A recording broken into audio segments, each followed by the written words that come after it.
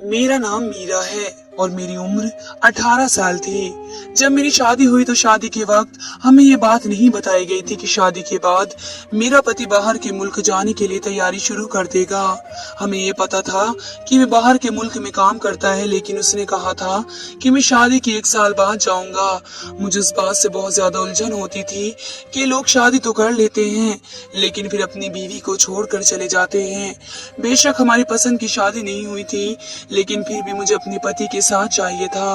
और जब शादी हो जाती है तो वैसे ही दिल में मोहब्बत आ ही जाती है।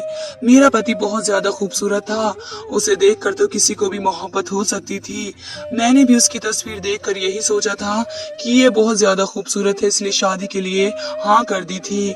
वरना मेरे लिए बहुत से रिश्ते आए थे, बहुत ज्यादा अमीर लोगों के, लेकिन मेरे पापा कहते थे कि लड़का अमीर हो या ना हो, लेकिन मेरी बेटी के साथ खड़ा हुआ अच्छा लगना चाहिए। उनका एक छोटा सा यकीन था। वे कहते थे कि अच्छी शक्ल वाले लोग अच्छे होते हैं, जो दिल के साफ होते हैं उनकी सूरत भी अच्छी होती है, और जो शक्ल के काले होते हैं उनका दिल भी काला होता है। लेकिन मेरे पति ने इस मोहब्बत का कोई लिहाज नहीं किया और शादी के 1 हफ्ते बाद ये कहा कि मुझे बाहर के शहजादे हैं। मैंने ये बात अपनी माँ को बता दी और घर में अदालत का माहौल बन गया। उन्होंने कहा कि तुमने तो ये बात पहले नहीं बताई थी। तो पति ने कहा कि मैं कौन सा अकेला छोड़कर जा रहा हूँ, घर में मेरा भाई है, मेरी माँ है, उनके साथ रहेगी। मैं 1 साल बाद वापस आ जाऊंगा, फिर उसको भी अपने साथ ले जाऊंगा। घर में तमाशा बन गया जब मेरे पति ने कहा अब उसको भी साथ ले जाएगा। तो मेरे माँ पापा ने मुझे समझाया कि 1 साल है, मुश्किल से काट लो, फिर तुम अपने पति के साथ हमेशा के लिए बाहर के मुल्क चली जाना। हमें तो उससे ज्यादा और कोई बात अच्छी नहीं लगी, लेकिन माँ और पापा मुझे समझा बुझाकर और मामला सुलझा कर चले गए। लेकिन रात हुई तो मेरी सास और पति की बात सुनाई दी। जब मेरी सास कह रही थी कि अच्छा तो उसको साथ लेकर जाएगा, मुझसे पूछे बगैर तो इतनी बड़ी बात कैसे कर सकता है। मेरे पति ने कहा माँ, वह तो मैंने मामला हल करने के लिए कहा था, मैं उसको कभी भी साथ लेकर नहीं जाऊंगा, उसको मैं तेरे लिए लेकर आया हूँ ताकि वे इस घर के काम करे। मेरी सास ने कहा कि वही तो मैं कहूँ कि इतनी मुश्किल से तो आराम करने के दिन आए और तू उसे साथ लेकर जाएगा, मैं तो सारी जिंदगी इस घर के बर्तन धोती रह जाऊंगी। तो मेरे पति ने मेरी सास से कहा कि ऐसी कोई बात नहीं है, मैं उसे नहीं लेकर जाऊंगा, यह तो मैंने टाइम गुजारने के लिए बात कह दी थी। वक्त गुजर जाएगा, बच्चे वगैरह हो जाएंगे और उसके माँ बाप भी ठीक हो जाएंगे, और अगर नहीं होते ठीक तो क्या बच्चों के साथ बेटी को वापस ले जाएंगे। मेरी सास ने अपनी बेटी की बलाई ली और कहा कि तुम बड़े समझदार हो, जाने की तैयारियां करो। मुझे बड़ी अफसोस हुआ क्योंकि मेरे साथ ही बहुत गलत हो रहा था। मेरे पति ने धोखा दिया था। पहले ही मैंने ये बात अपने घर वालों को बताकर गलती की थी। उनका कहना था कि 1 हफ्ते की दुल्हन हो इस तरह सबके सामने अदालत नहीं लगानी चाहिए थी। उन्होंने ये भी कहा कि छोटी छोटी बात हम लोगों को बताकर अपना घर खराब नहीं करना है। घर बनाने के लिए औरतों को ही कुर्बानी देनी पड़ती है, मर्द कुर्बानी नहीं देता। अगर मैं ये बात बता देती कि ये झूठ बोल रहे थे तो वे ये कहते कि हम तो नहीं बोल रहे थे, उनको कैसे पता, सबूत दिखाएं। तो फिर वह बहुत बड़ा तमाशा बन जाता और मैं ऐसा कोई तमाशा बनाना नहीं चाहती थी, इसलिए चुप होकर रह गई। मेरे पति बाहर के मुल्क चले गए। अब घर में सिर्फ मेरी सास और मेरा एक देवर था जो मेरे पति से छोटा था।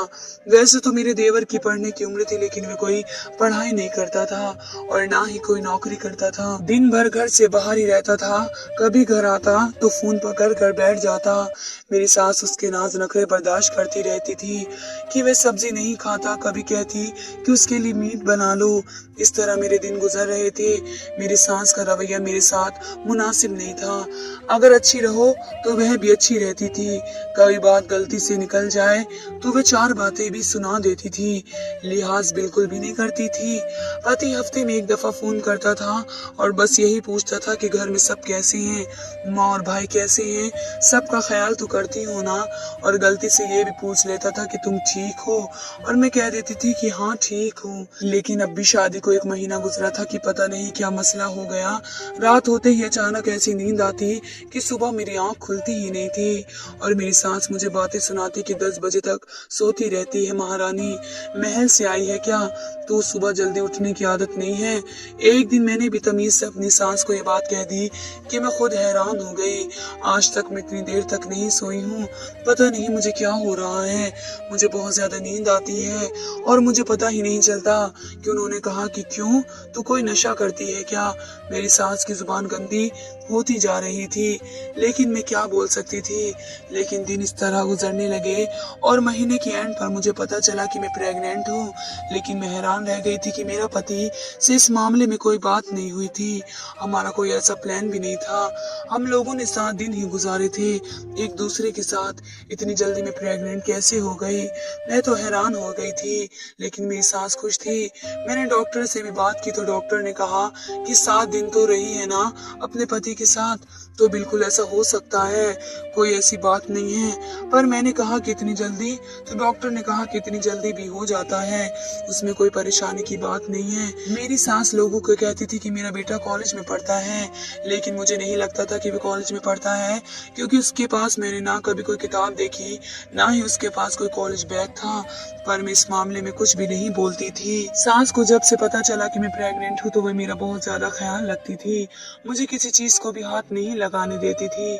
मैं हैरान थी कि ये औरत तो कहती थी कि मेरे लिए बहू आए तो सिर्फ मेरे घर के काम करे, और अब कैसे मेरा ख्याल रख रही है। वैसे घर का माहौल बहुत अजीब सा था, ना तो ये लोग पूजा करते थे, ना ही कोई गीता को हाथ लगाते। हर हफ्ते यहाँ पर फिल्म जरूर देखी जाती थी और गाने तो दिन भर चलते रहते थे। मेरी सास के कमरों से गाने की आवाज आती रहती थी। हफ्ते में यहाँ एक बार फिल्म जरूर देखी जाती थी और गाने तो दिन भर चलते रहते थे। मेरी सास के कमरों से गाने की आवाज आती रहती थी। मेरा देवर गाने ऊंची आवाज में चलाया करता और मेरी सास शाम से बैठ जाती, रात तक ड्रामा ही देखती रहती। मैंने कभी उनका पूजा करते नहीं देखा। ऊपर वाले की कोई बात नहीं करते, ना ही सुना। जब पति को ये बात बताई तो वे भी खुश थे। मैंने उनसे कहा कि पता नहीं क्यों मुझे ऐसा लगता है। उसने कहा कि तुम्हें क्या लगता है। मुझे लगता था कि मैं यकीन नहीं कर पा रही थी। मुझे ऐसा लगता था कि बच्चा मेरे पति का नहीं है, क्योंकि मैं अच्छी तरह जानती थी कि हमारे बीच ऐसा कुछ नहीं हुआ था, और अगर हुआ भी था तो वह इस काम के लिए नहीं हुआ था। पता नहीं, मैं खुद को बहुत उलझी हुई महसूस कर रही थी, इसलिए अपने पति को भी कोई बात समझा नहीं पाई। उसने कहा कि इस तरह की कोई बातें ना करो, जब मैं वापस आऊंगा तो तुम्हारी गोद में बच्चा होगा, उससे ज्यादा खुशी की बात क्या हो सकती है। मैं अच्छी तरह जानती थी कि मेरा पति मुझे अपने साथ नहीं ले जाने वाला था, लेकिन सिर्फ मुझसे बातें बना रहा था। ये क्या समझता था कि मैं कोई बेवकूफ हूँ, अनपढ़ हूँ, मुझे कुछ नहीं पता। मैंने सोच लिया था कि अगर ऐसा है तो मैं उससे कहती हूँ कि ठीक है, फिर मैं भी पासपोर्ट बनवा लेती हूँ, फिर देखती हूँ कि वे क्या कहता है।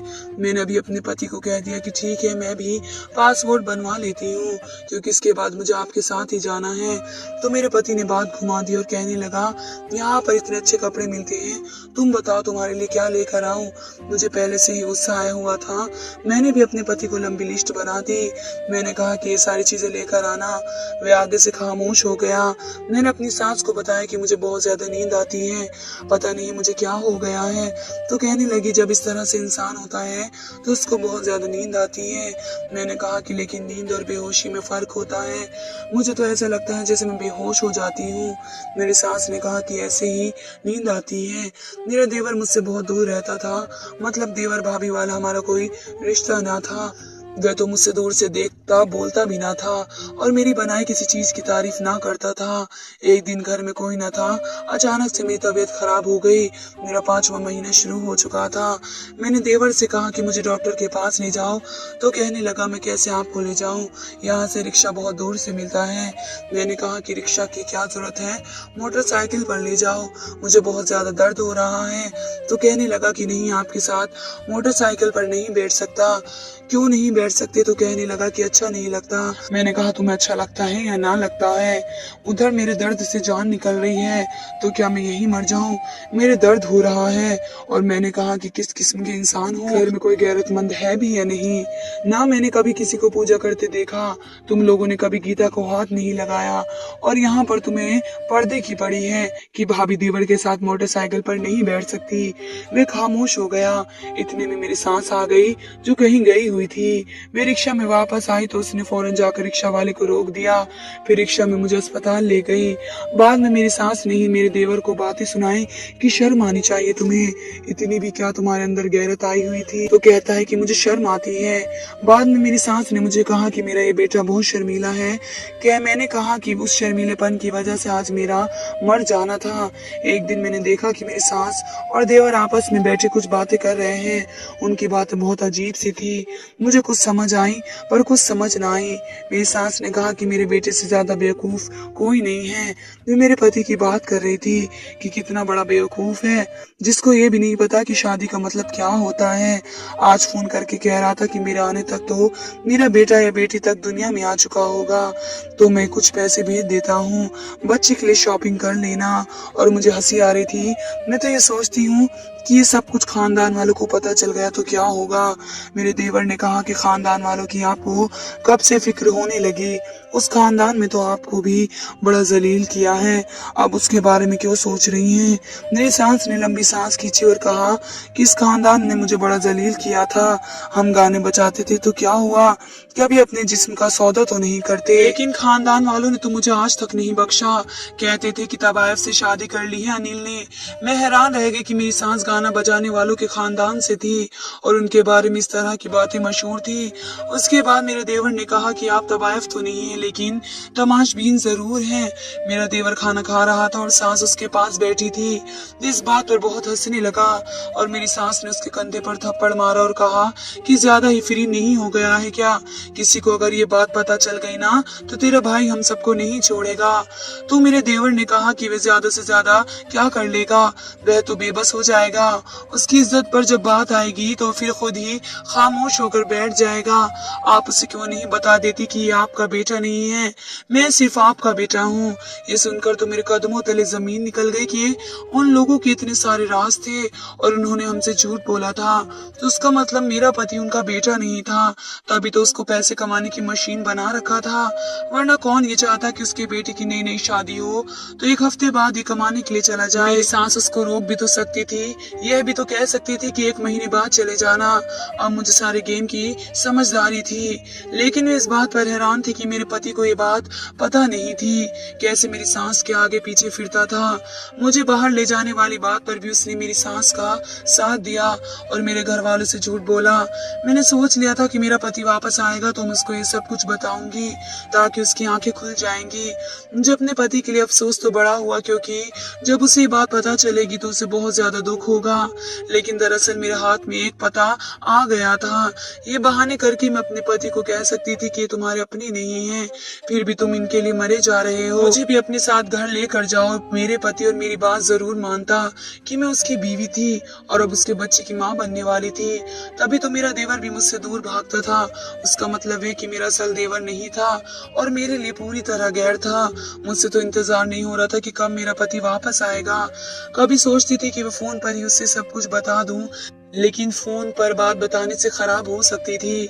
लेकिन फिलहाल मेरे पास और कोई चारा नहीं था कि मैं बस इंतजार करूं। डॉक्टर को भी बताया कि मुझे बहुत ज्यादा नींद आती है, ऐसी नींद की जैसे मैं बेहोश हो रही हूं। तो डॉक्टर ने कहा कि ऐसे में नींद का आना आम बात होता है, लेकिन इतनी नींद भी नहीं आती कि अगर आपकी पहली नींद कच्ची थी तो फिर अभी भी आपकी नींद में ज्यादा फर्क नहीं पड़ा होगा। मैंने कहा कि मुझे तो नींद आती ही नहीं थी, मैं तो सुबह जाग जाती थी और पूरे दिन काम करके रात को सोती थी। मुझे ज्यादा सोने की आदत ही नहीं थी। डॉक्टर ने कहा कि फिर जरूर आपके साथ कुछ हो रहा है, या तो आप खुद ऐसी चीज खा रही हैं जिससे आपको बहुत ज्यादा नींद आ रही है, और या फिर आपको नींद की दवाई दी जा रही है।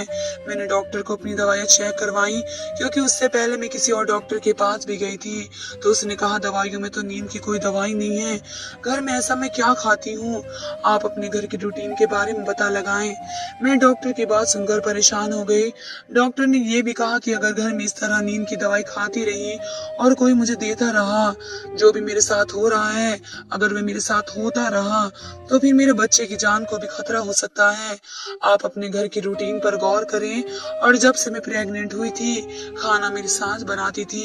कभी कभी मुझे कह देते कि एक जगह पर बैठकर सब्जी काट लो, खाना वे खुद ही बनाया करती थी। और दिन का खाना तो कभी कभी मैं भी बना लेती थी, लेकिन रात का खाना मेरी सास ही बनाती थी। रात का खाना खाने के बाद ही मुझे होश नहीं रहता था।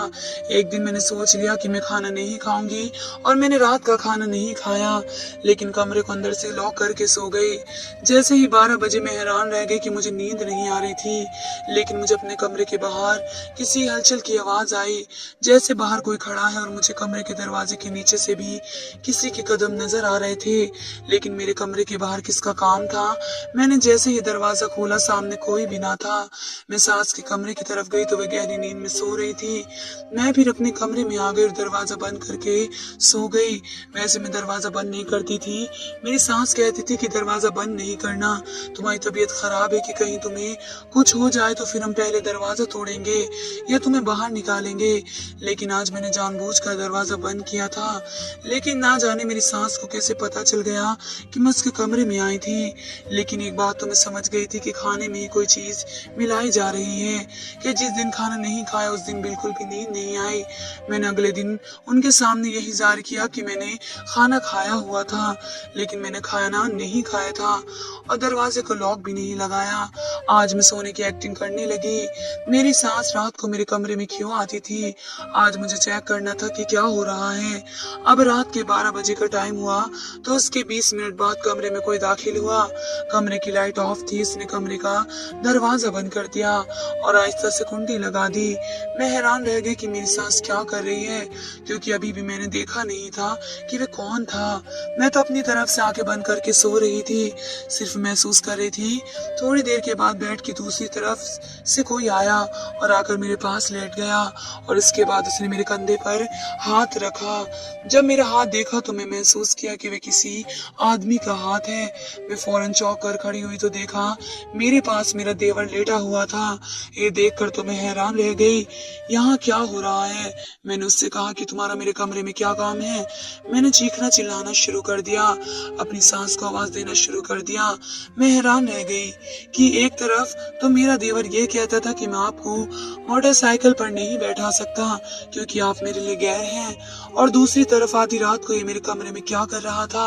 उसका यूं मेरे कमरे में आकर मेरे साथ मेरे बेड पर लेटना और उसने मेरे कंधे पर हाथ भी रखा।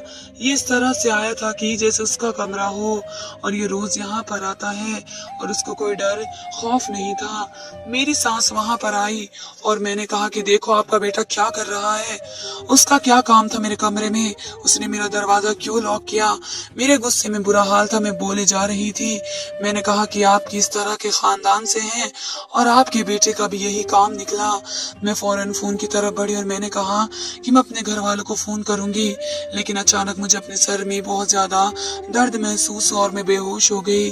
किसी ने मेरे सर पर वार किया था और वह मेरी सास थी। मेरी आंखें खुली तो मैं अपने कमरे में थी। उसने मुझे कहा कि ये बच्चा भी मेरे छोटे बेटे का है, क्योंकि मैं नहीं चाहती थी कि मेरे बड़े बेटे का वारिस बने, क्योंकि मेरे पति की वसीयत थी कि जब मेरे बड़े बेटे की शादी हो जाएगी तो सारी दौलत उसके वारिस की होगी, इसलिए वह वाला वारिस छोटे बेटे का होगा।